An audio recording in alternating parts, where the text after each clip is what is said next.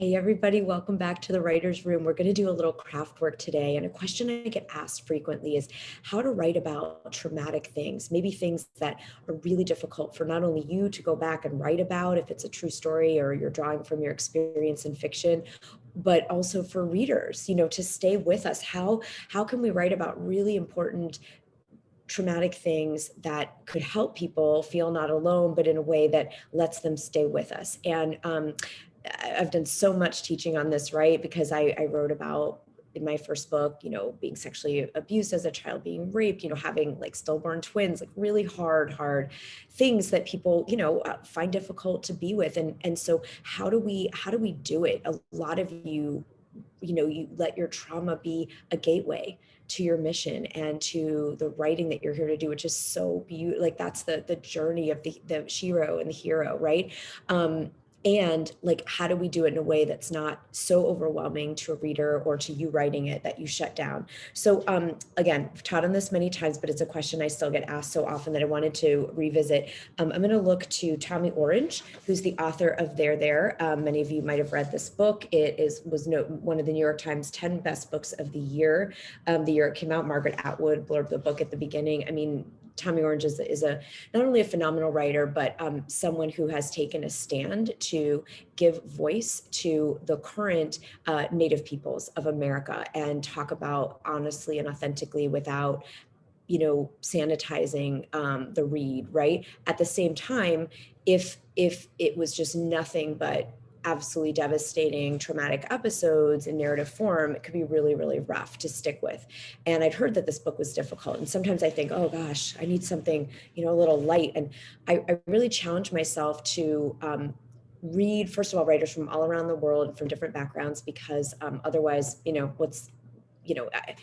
I've lived my own experience living in this body. And so I want to, make myself, avail myself of these incredible authors from countries I've never visited yet and backgrounds that I've never, experiences I've never walked, and learn and walk in someone's shoes and learn and be in their heart and their experience. So that I become a more expansive person, right? And can be a better contribution to the world. So that's my take on why I read people from all over the world and from many different backgrounds, especially people who've had experiences I've never had. That's one of the tremendous gifts of reading. I don't have the opportunity yet to sit down with Tommy Orange and ask him about his life, but I can learn a whole bunch from this book. And so anyway, just as an example of, okay, so he wants to write about like the devastating racism, appropriation, like so many, horrific crimes of violence and financial crimes and everything committed against Native peoples in North America. That's big stuff, right? So how could you do it in a way that a reader could take it in and sort of let something hit without devastating to the point that they can't keep reading? And one of the ways Tommy Orange does it in this book is, he just presents almost Hemingway style, matter of fact, like, here's the facts, ma'am, nothing more, in certain parts, right? Because if you're writing a narrative scene for the whole book, it could become too much, right? For him or for others to read through. And he certainly includes scenes in the book. But at certain times, you might want to just pack a punch and make a point about something and the way he can deliver it without someone just going, oh my God, I can't even keep going. I need to go like lay on the floor, is to just, you do this very like spare Hemingway style, non-sentimental, here's the deal. So I'm going to read you one paragraph and then you could see what you think and then look at your own work. Obviously, you're not going to want a whole book of only this, right? Like I said, he incorporates scene, he incorporates dialogue and other things, but to just demonstrate like sort of the level of horrific insensitivity and racism, right? He makes a point in one paragraph. See what you think. The first novel by a Native person and the first novel written in California was written in 1854. So what does he do there? He starts with a fact.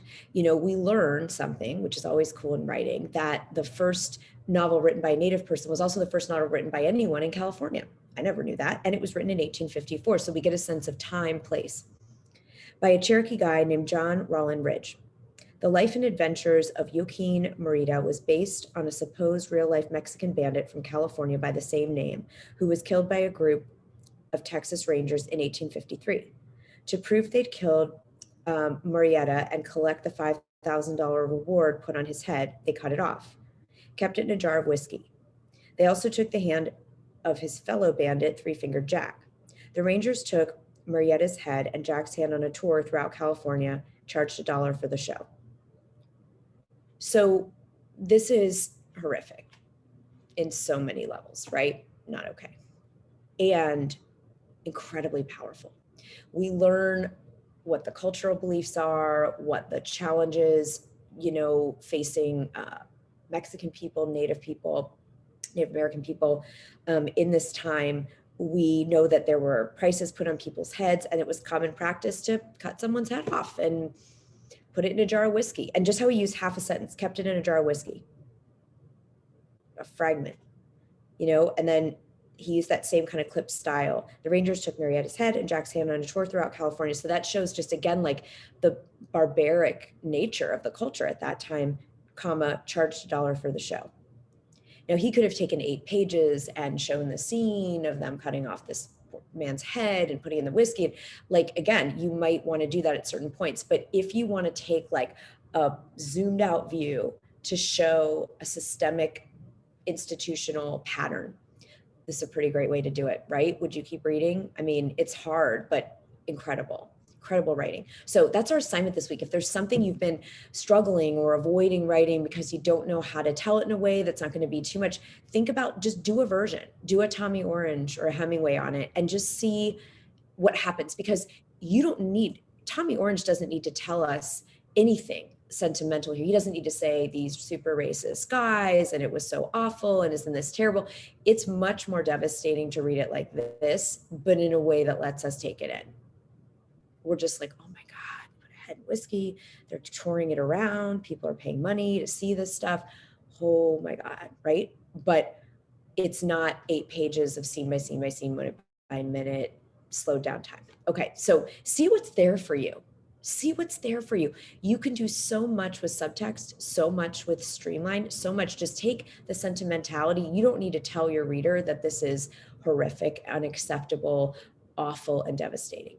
We get it, right? And we get it way more than if he'd added commentary to that effect by him just saying what happened. All right, you guys got this. Have a great week.